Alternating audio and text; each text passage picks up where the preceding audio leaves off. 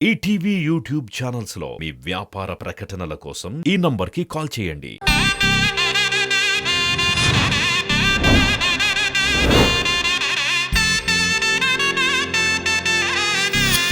Srivalli kidnapper దొరికితే నేనెందుకు tension పడతాను శ్రీవల్లి? అసలు ఏం మాట్లాడుతున్నావు నువ్వు? జోక్ చేశాను త్రిదేవ్. జోకా? నువ్వు ఈ మధ్య జోక్స్ బాగా వేస్తున్నావు. I like it. అవునా? సరే కానీ బిజినెస్ డీల్ మాట్లాడాలి కదా, వెళ్దాం పద. పద.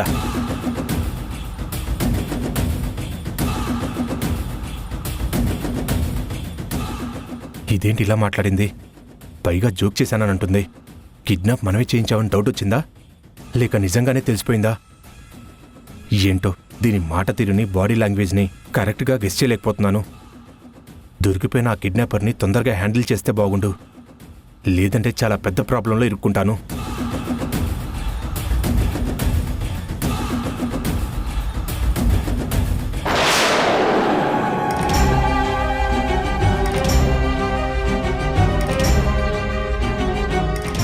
సో మనం పెట్టాలనుకుంటున్న ఫార్మా కంపెనీకి సంబంధించిన కన్స్ట్రక్షన్ ప్లానింగ్ డీటెయిల్స్ ఇవి.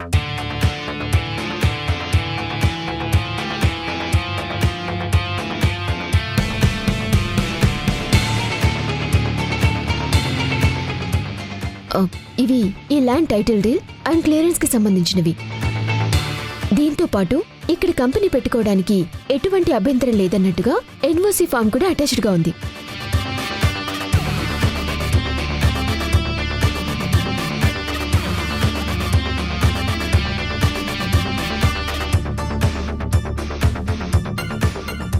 అది సరేనమ్మా, మొత్తం ఎంత బడ్జెట్ అవుతుందని ఏమైనా ఎస్టిమేషన్ వేశారా? బడ్జెట్ ఎస్టిమేషన్ డీటెయిల్స్ అన్ని ఇందులో ఉన్నాయి. ఒక నిమిషం. మరి మెడిసిన్స్ తయారు చేయడానికి కావాల్సిన equipment and raw material cost, ఇంకా అవి ఎక్కడ తీసుకుంటున్నాం అనేది ఇందులో మెన్షన్ చేయలేదు మేడం. అవన్నీ మార్కెట్లో మంచి పేరున్న మ్యానుఫ్యాక్చర్ కంపెనీ నుంచే కొటేషన్స్ తీసుకున్నాం. ఆ ఫీల్డ్లో ఎక్స్పర్ట్స్తో మాట్లాడే డెసిషన్ తీసుకున్నాం. మరి ఇక్కడ కంపెనీ బిల్డింగ్ కన్స్ట్రక్షన్ మాట ఏంటి? కన్స్ట్రక్షన్ విషయంలో రాజీ పడలేం మేడం. ఈ ఫార్మా కంపెనీ పెట్టడానికి ముఖ్య ఉద్దేశం ప్రజలకి తక్కువ కాస్ట్కి మెడిసిన్స్ అందజేయాలని. సో ప్రతిదీ బెస్ట్గా ఉండాలని మాకు తెలిసిన కన్సల్టెన్సీ వాళ్ళని అప్రోచ్ అయ్యాం.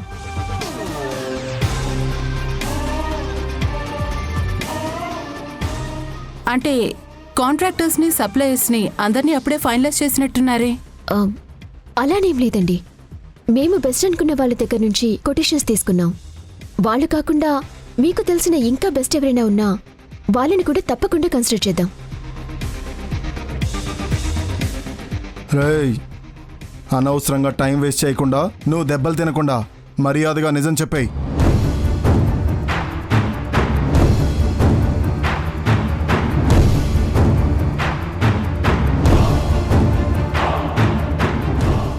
అడుగుతుంటే సమాధానం చెప్పవేంట్రా? హాస్పిటల్ కదా అని ఇప్పటి వరకు ఓపిక పట్టాను. ఇప్పుడు నువ్వు నిజం చెప్పకపోతే ఈ హాస్పిటల్ మార్చురీలో నీ డెడ్ బాడీ ఉంటుంది.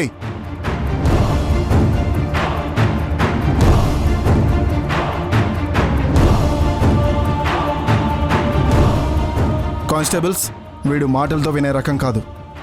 5 నిమిషాలు ఇది హాస్పిటల్ అని మర్చిపోండి. ఈ గది మన లాకప్ రూమ్ అనుకోండి. పోలీసుల లాఠీ దెబ్బ రుచి ఎలా ఉంటుందో వీడికి చూపించండి. చెప్తాను సార్, చెప్తాను, అంతే చెప్తాను. నన్ను మాత్రం ఏం చేయకండి, మీకు దండం పెడతాను. చెప్పు, బాబుని ఎందుకు కిడ్నాప్ చేశావు? ఎవరు చేయమన్నారు? ఇంకా మీ గ్యాంగ్ ఎంతమంది ఉన్నారు?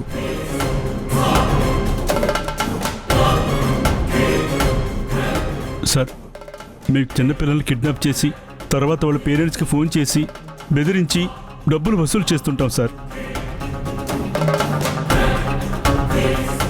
అలాగే ఆ రోజు కూడా డబ్బుల కోసమే బాబుని కిడ్నాప్ చేశాం సార్. మరి ఆ రోజు నువ్వు కిడ్నాప్ చేశాక డబ్బు కోసం వాళ్ళ పేరెంట్స్కి ఎందుకు కాల్ చేయలేదురా? ఆ బాబు ఎవరో మిడిల్ క్లాస్ ఫ్యామిలీకి సంబంధించిన బాబు అనుకుని కిడ్నాప్ చేశాం సార్. వాళ్ళ అమ్మా నాన్నకి ఫోన్ చేద్దామనుకునే లోపు అతను కోదండరామయ్య గారి మనవడని తెలిసింది.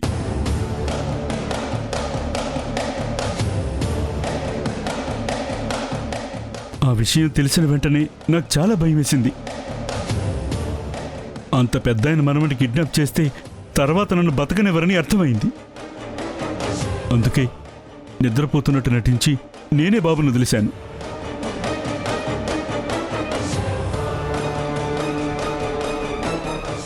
అంతే తప్ప నా వెనకాల ఎవ్వరూ లేరు. నాకు వేరే గ్యాంగ్ అంటూ ఏమీ లేదు సార్. దయచేసి నన్ను క్షమించండి. చిన్నపిల్లల్ని కిడ్నాప్ చేసి డబ్బులు సంపాదించుకోవాలనుకుంటున్నావా? నువ్వు మనిషివేనా? నువ్వు చెప్తుంది నిజమేనా? అమ్మ తోడు సార్. కావాలంటే ఇప్పుడు మీరు నన్ను ఏమన్నా చేసుకోండి. సార్, ఇప్పుడు వీడు చెప్పిన దాన్ని బట్టి చూస్తే వీడు అనుకోకుండా మీ మనవణ్ణి కిడ్నాప్ చేశాడు తప్ప వీడి వెనకాల ఎవరూ లేరనే అనిపిస్తోంది సార్. సరే ఎస్ఐ గారు, వీడిని తీసుకెళ్లి తగిన శిక్ష పడేలా చేయండి. అలాగే సార్. పదరా.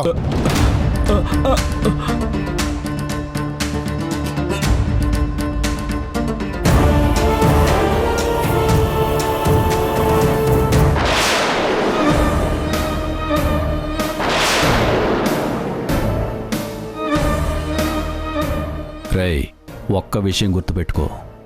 రేపు నీ దురదృష్టం కొద్దీ నువ్వు ఒకవేళ పోలీసులకు దొరికిపోతే మా పేర్లు మాత్రం అస్సలు చెప్పొద్దు. అలాగే సార్.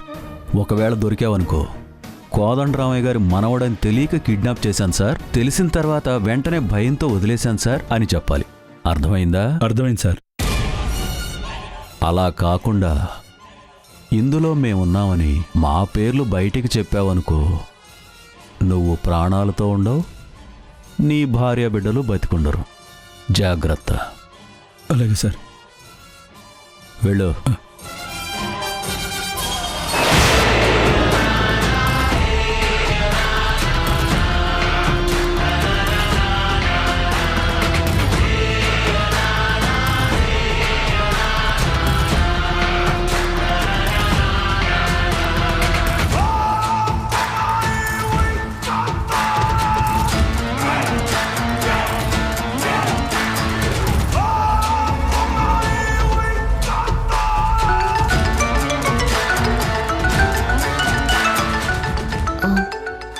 Excuse me. హలో నాన్న. శ్రీవల్లి, నీలవేణి గారితో మీటింగ్ అయిపోయిందా? ఇంకా అయిపోలేదు నాన్న. ఇప్పుడు మీటింగ్లోనే ఉన్నాను. సరే, నేను తర్వాత చేస్తానులేమ్మా. పర్లేదు నాన్న. విషయం ఏంటో చెప్పండి. బాబును కిడ్నాప్ చేసిన వాడు దొరికాడమ్మా. నీకు ఆ విషయం తెలుసా? మేడం, మీరు చూస్తూ ఉండండి. నేను ఫోన్ మాట్లాడేసి వస్తాను. సరేనమ్మా.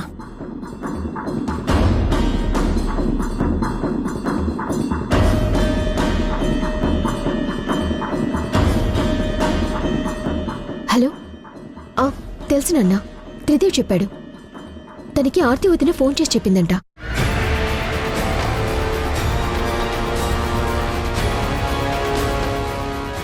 ఇంతకీ ఆ కిడ్నాపర్ ఏమైనా చెప్పాడా నాన్న? నా మనవడని తెలియక కిడ్నాప్ చేశాడంట. తెలిసాక వెంటనే వదిలేశానని చెప్తున్నాడు. అవునా? వాడిని అస్సలు వదిలిపెట్టదు నాన్న. కఠినంగా శిక్ష పడేలా చేయాలి. పోలీసులు వాడిని అరెస్ట్ చేసి తీసుకెళ్లారమ్మా. ఆల్రెడీ కేసు కూడా ఫైల్ చేశారు. వాడి సంగతి నేను చూసుకుంటానులే. అక్కడ మీటింగ్ ఎలా జరుగుతుంది? వాళ్ళు ఏమంటున్నారమ్మా? కంపెనీ ఎలా బిల్డ్ అవుతుంది, ఎలా డెవలప్ చేస్తాం, బడ్జెట్ ఎస్టిమేషన్, ఇవన్నీ ఎక్స్ప్లెయిన్ చేశాను. ఇంకా వాళ్ళేమీ చెప్పలేదు. సర్లే, మీటింగ్ మధ్యలో ఉన్నావు కదా, నేను తర్వాత ఫోన్ చేస్తాను.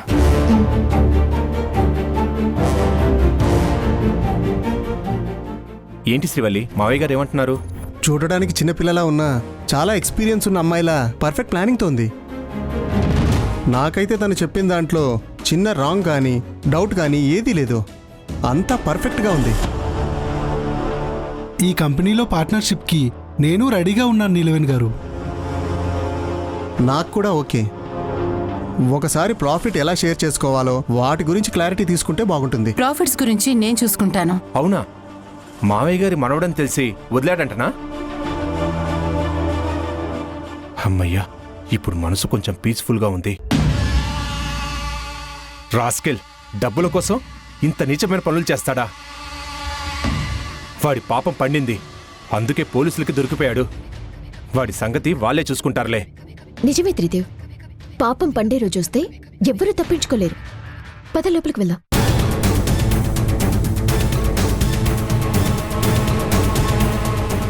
ఈ డైలాగ్ ఇది నన్ను ఉద్దేశించే మాట్లాడింది.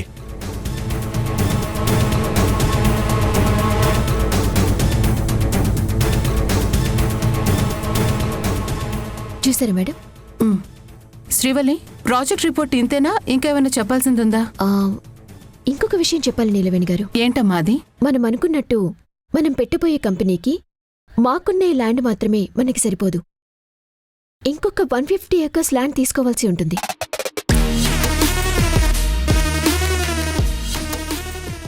అవునండి, మీరిక్కడున్న రైతులతో మాట్లాడి ల్యాండ్ ఏర్పాటు చేయండి.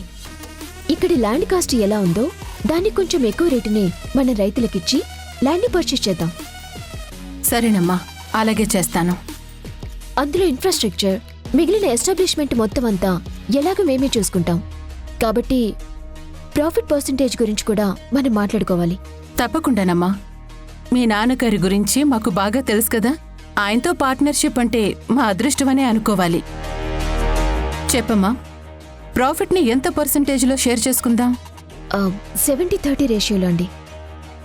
ఏంటమ్మా, 70 మాకు 30 మీగ్గా? కాదండి, 70 మాకు 30 మీకు.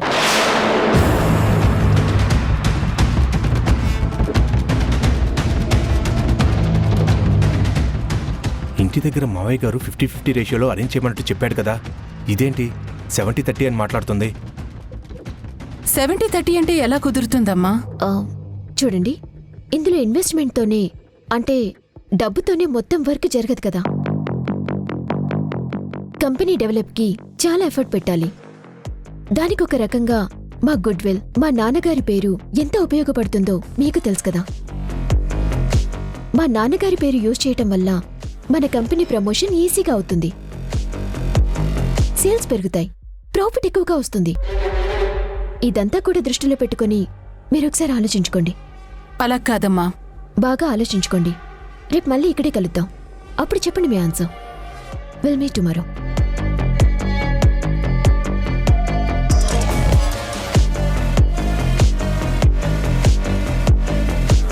వాట్? ఆ కిడ్నాపర్తో అలా చెప్పించింది నువ్వా? అవును, నేనే. ఇలాంటిదేదైనా జరుగుతుందేమోనని నాకు ముందే డౌట్ వచ్చింది. అందుకే ఒకవేళ దొరికిపోతే అలా చెప్పరా అని వాడిని ముందుగానే హెచ్చరించాను. నువ్వు సూపర్ కేశవా.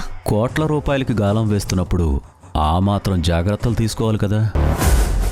ఇప్పుడు చూడు, జస్ట్ అది ఇక పెట్టి కేసు అవుతుంది. 1,00,000 రూపాయలు వాడి మొహం మీద పారేస్తే వాడు ఊరుకుంటాడు. ఒక్కొక్కసారి నీ ఇంటెలిజెన్సీ చూస్తే తెగ మెచ్చుకోవాలనిపిస్తుంది. మెచ్చుకో, ఎవరొద్దన్నారు? Love you my lovely hubby.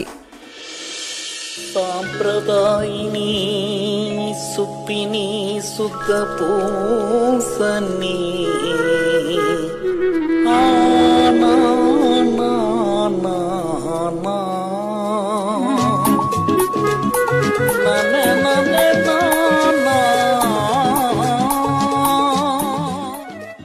మావయ్య గారు, నేను కొత్త బిజినెస్ స్టార్ట్ చేయబోతున్నాను. అవునా? ఏంటది? ముందు బ్లెస్ మీ మావయ్య. God bless you. నువ్వు చేసే పనిలో శుభం కలుగుగాక. లే. ఇంతకీ ఏం బిజినెస్ చేయాలనుకుంటున్నావు? చెప్పాను కదా మావయ్య, కొత్త బిజినెస్ అని. అదే, ఏంటా కొత్త బిజినెస్ అని? చెప్తే దానిలో ఉన్న కొత్తదనం పోయి అది పాతదైపోతుంది. సరే, చెప్పొద్దులే. నీ బిజినెస్ స్టార్ట్ చేయడానికి డబ్బులేమన్నా కావాలా నాయనా? వద్దు మావయ్య, ₹1 కూడా వద్దు. ఎందుకంటే నేను చేసే బిజినెస్కి రూపాయి కూడా పెట్టుబడి అక్కర్లేదు.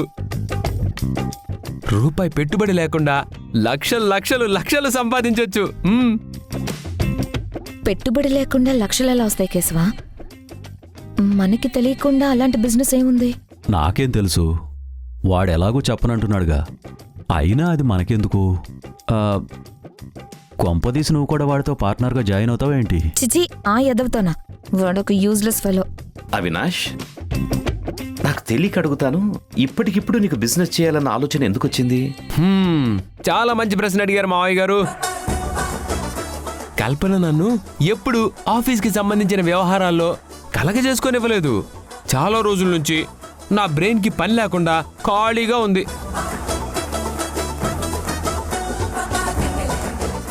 నాకున్న తెలివితేటలన్నీ వేస్ట్ అయిపోతున్నాయన్న అనుమానం వచ్చింది. అందుకే వెంటనే బిజినెస్ స్టార్ట్ చేసి పెద్ద మిలీనియర్ కావాలని డిసైడ్ అయిపోయాను. అవునా? అవును మావయ్య, మన జీవితం మన చేతుల్లో ఉంటుందంటారు. దాన్ని గొప్పగా మార్చుకునే అవకాశం ప్రతిరోజు వస్తుందంటారు. అందుకే ఈ రోజు నుంచి బిజినెస్ స్టార్ట్ చేస్తాను. తర్వాత గొప్పవాడిని అయిపోతాను. ఏంటి పిట్టలదోర మాటలు? అది జరిగే పనేనా? అజ్ఞానులకి జ్ఞానుల మాటలు అలాగే అనిపిస్తాయి. అది వాళ్ళ కర్మ.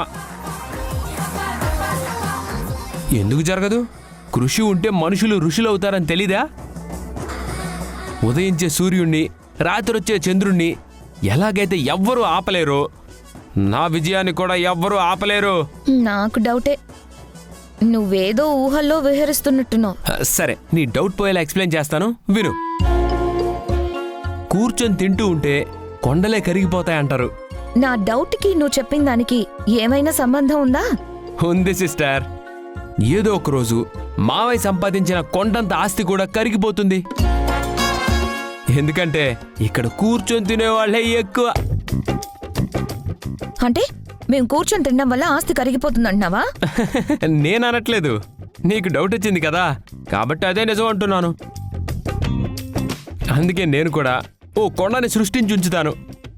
అది మామూలు కొండ కాదు, ఎంతమంది తిన్నా తరగని కొండ. అవునా? సరే అయితే all the best. Thank you బా. సక్సెస్ అవుతా. వీణెక్కడైనా మెంటల్ హాస్పిటల్లో చూపించచ్చు కదా. మనకెందుకు శ్రమ? 4 రోజులాగితే పిచ్చి బాగా ముదిరాక వాళ్లే వచ్చి తీసుకెళ్తారు.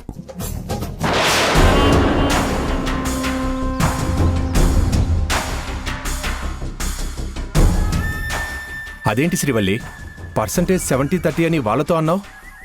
మావయ్య గారు నీకు 50-50 అని చెప్పమన్నారనుకుంటా. అవును, నాన్నగారు అలాగే చెప్పారు. కానీ వ్యాపారం అన్నాక నెగోషియేషన్స్ ఉంటాయి కదా. అందులోనూ ఇది కోట్లలో బిజినెస్. ఆవిడ్ని చూసావు కదా, చాలా లౌక్యంగా మాట్లాడుతోంది. అవుననుకో, కానీ బిజినెస్లో అలా ఉండటం తప్పు కాదు కదా. ఎవరైనా ప్రాఫిట్ చూసుకుంటారు కదా.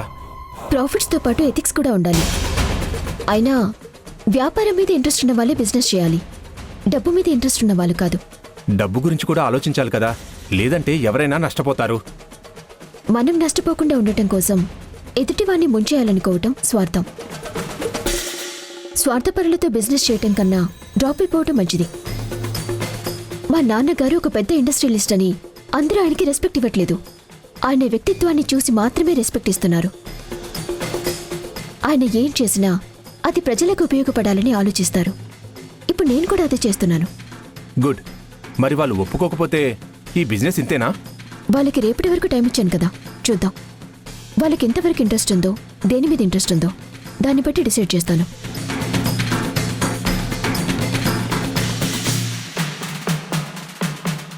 రేయ్, ఆ అమ్మాయి కారులో వస్తుందిరా. ఎవర్రా? అదే శ్రీవల్లిరా. రేయ్, ఇప్పుడు నేను చెప్పినట్టు చేయండి.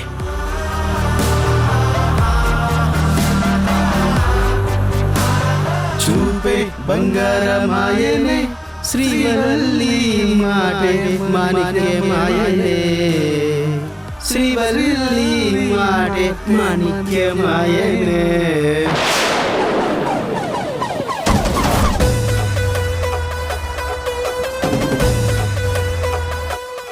వాళ్ళు నా గురించి పాటు పాడుతున్నారు, కావాలని అలా చేస్తున్నారు. వాళ్ళకి బుద్ధి చెప్పాల్సిందే. ఆగు శ్రీవల్లి, ఆ పోకిరి వెదలతో పెట్టుకోవద్దని నాకు చెప్పి నువ్వే ఆవేశపడితే ఎలా? వదిలే. అప్పుడు సిచ్యువేషన్ వేరు, ఇప్పుడు వేరు. చూడు, సిచ్యువేషన్ ఏదైనా అలాంటి చిల్లర వెదలతో పెట్టుకుంటే మన ప్రెస్టేజే పోతుంది. బురద మీద రాయి వేస్తే మన మీదే పడుతుంది అంటారు కదా. ఇప్పుడు బురద అంటించుకోవడం ఎందుకు చెప్పు? మరి వాళ్ళు ప్రతిసారి మనల్ని ఫాలో చేస్తూ ఇలా ఇరిటేట్ చేస్తూ ఉంటే సైలెంట్గా చూస్తూ ఊరుకోవాలా? వాళ్ళని ఎప్పుడు ఎలా హ్యాండిల్ చేయాలో నాకు బాగా తెలుసు. ఇప్పుడైతే కామ్గా ఉండు. 2 నిమిషాలు ఓపిక పడితే వాళ్ళే వెళ్ళిపోతారు.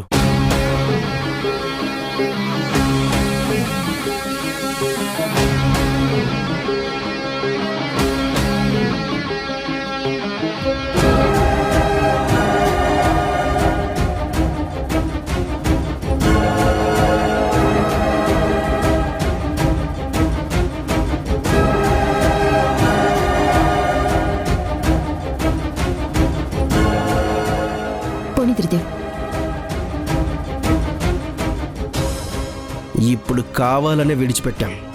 రాత్రికి మళ్ళీ తగులుకుంటాం. ఈ రాత్రి మీకు కాలరాత్రే.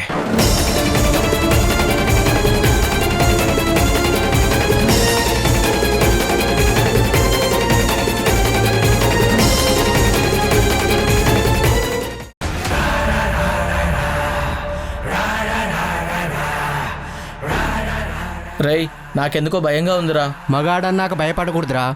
మనలాంటి కుర్రోళ్ళు శ్రీవల్లి లాంటి అమ్మాయితో ఆడుకుంటే ఆ మజానే వేరురా. కమాన్.